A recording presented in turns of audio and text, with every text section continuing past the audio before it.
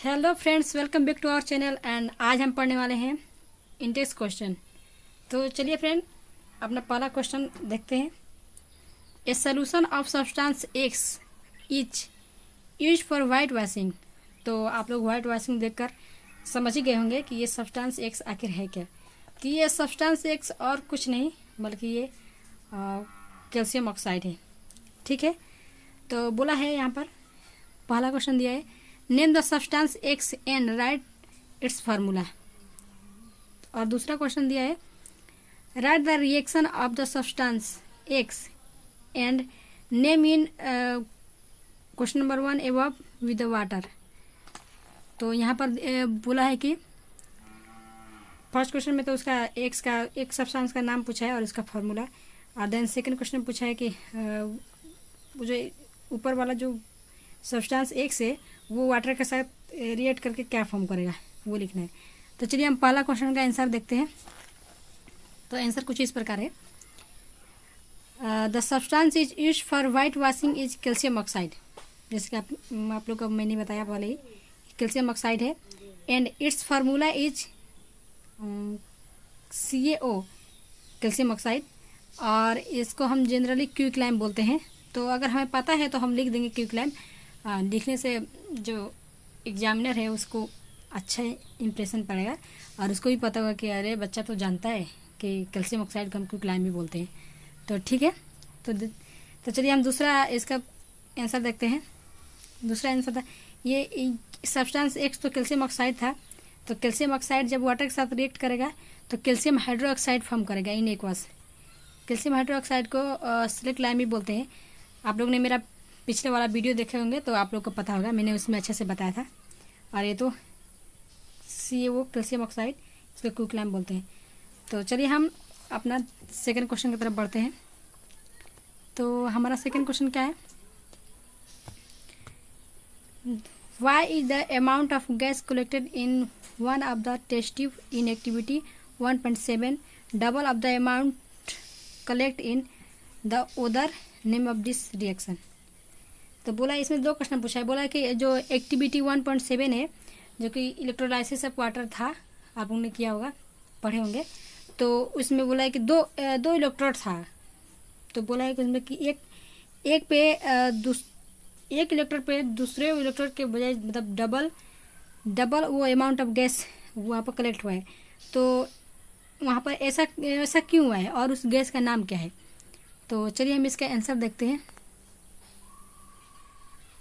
इसका आंसर है, in activity 1.7 to give the hydrogen at one electrode and oxygen at another electrode. तो यहाँ पर एक इलेक्ट्रोड पे ऑक्सीजन देगा और दूसरे पे हाइड्रोजन। तो यहाँ पर देख, ये सबसे पहले हम ये समझते हैं, ये रिएक्शन जब टू मॉलिक्यूल्स ऑफ वाटर वो मतलब टूट कर और क्या देता है, two molecule of hydrogen plus और 1 मॉलिक्यूल ऑफ ऑक्सीजन। तो जब 2 मॉलिक्यूल ऑफ वाटर टूटकर 2 मॉलिक्यूल ऑफ हाइड्रोजन और 1 मॉलिक्यूल ऑफ ऑक्सीजन देगा।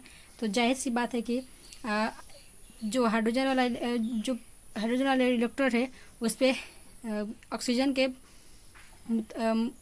के मुकाबले यहाँ पर ज़्यादा गैस कलेक्ट होगा, ज़्यादा amount of gas come collect होगा। तो इसलिए जो हाइड्रोजन गैस है वो ऑक्सीजन से डबल अमाउंट में फॉर्म करेगा। तो यहाँ पर देख लेते हैं, therefore hydrogen gas form will be double the amount of oxygen gas. Friend, हम प्रॉब्लम सेट 3 की तरफ बढ़ते हैं। ये उस चैप्टर का लास्ट इंटेक्स क्वेश्चन है।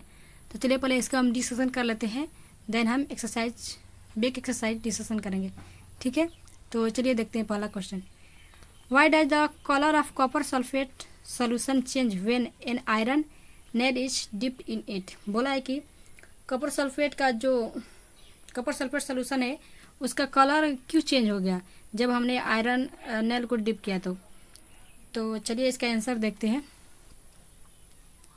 When an iron nail is dipped in copper sulphate, iron displace copper from copper sulphate solution because iron is more reactive than copper. Therefore, color of copper sulfate change from blue to green. यहाँ पर बोला जैसे कि आप लोग को मैंने पिछले वीडियो में बताया था कि वो क्या बोलते हैं कि रिएक्टिविटी सीरीज के बारे में, तो आप लोग को याद होगा। तो क्या वो आयरन कॉपर से ज़्यादा रिएक्टिव है, इसलिए वो कॉपर को डिस्प्लेस करके और कॉपर को डिस्प्लेस करके सल्फेट के साथ कंपाउंड फॉर्म कर लेगा और उसका कलर ब्लू से ग्रीन हो जाएगा। तो चलिए इसका ये रिएक्शन भी देख लेते हैं। Fe प्लस कॉपर सल्फेट क्या देखा, वो फेरस सल्फेट प्लस कॉपर। तो यहाँ पर आयरन क्या किया है, मतलब Fe क्या किया, कॉपर को डिस्प्लेस करके खुद सल्फेट के साथ कंपाउंड फॉर्म कर लिया है। तो इसका फुल आंसर ऐसे ही लिखेंगे हम अगर बोर्ड एग्जाम में आता है तो, क्योंकि ऐसे मतलब अगर इतना आंसर भी लिखते हैं और अगर ये रिएक्शन नहीं लिखेंगे तो एग्जामिनर मार्क्स काट सकता है। तो हम इसको ये रिएक्शन भी लिख देंगे, ठीक है फ्रेंड। तो चलिए हम क्वेश्चन नंबर 2 की तरफ बढ़ते हैं। Give an example of double displacement reaction other than the one given in activity 1.10। यहाँ पर डबल डिस्प्लेसमेंट रिएक्शन का एक एग्जाम्पल बोला है लिखने के लिए, वो नहीं लिखना है जो एक्टिविटी 1.10 में दिया है, हमें अलग लिखना है। तो चलिए देखते हैं इसका answer. AgNO3 plus NaCl, AgCl plus NaNO3, ठीक है। तो चलिए हम इसका तीसरा क्वेश्चन देखते हैं, जो कि है identify the substances that are oxidise and the substances that are reduce in the following reaction. यहाँ पर 2 रिएक्शन दिया है और बोला है कि उस सब्सटेंस को फाइंड करना है जो ऑक्सीडाइज हुआ है और जो रिड्यूस हुआ है। तो यहाँ पर पहला दिया है Na प्लस O2 क्या देगा, Na2O। यहाँ पर कॉपर ऑक्साइड और hydrogen copper plus H2O water. तो चलिए हम इसका आंसर देखते हैं। तो यहाँ पर क्या है कि Na इज गेटिंग ऑक्सीडाइज, यहाँ पर Na ऑक्सीडाइज हो रहा है। तो इसको तो जो इस Na को जो ऑक्सीडाइज कर रहा है तो उसको उस एलिमेंट को हम ऑक्सीडाइजिंग एजेंट बोलेंगे। और यहाँ पर क्या हो रहा है कि कॉपर ऑक्साइड रिड्यूस हो रहा है, तो जो इसको रिड्यूस कर रहा है वो हो जाएगा रिड्यूसिंग एजेंट, ठीक है। तो यहाँ पर हमारा ये इंटेक्स क्वेश्चन यहीं पर समाप्त होता है और ये थ्योरी के इंटेक्स क्वेश्चन के साथ साथ थ्योरी भी समाप्त हो गया है। और अब हम बेक एक्सरसाइज के क्वेश्चन डिस्कशन करेंगे। तो ठीक है, बाय बाय, पढ़ते रहिए।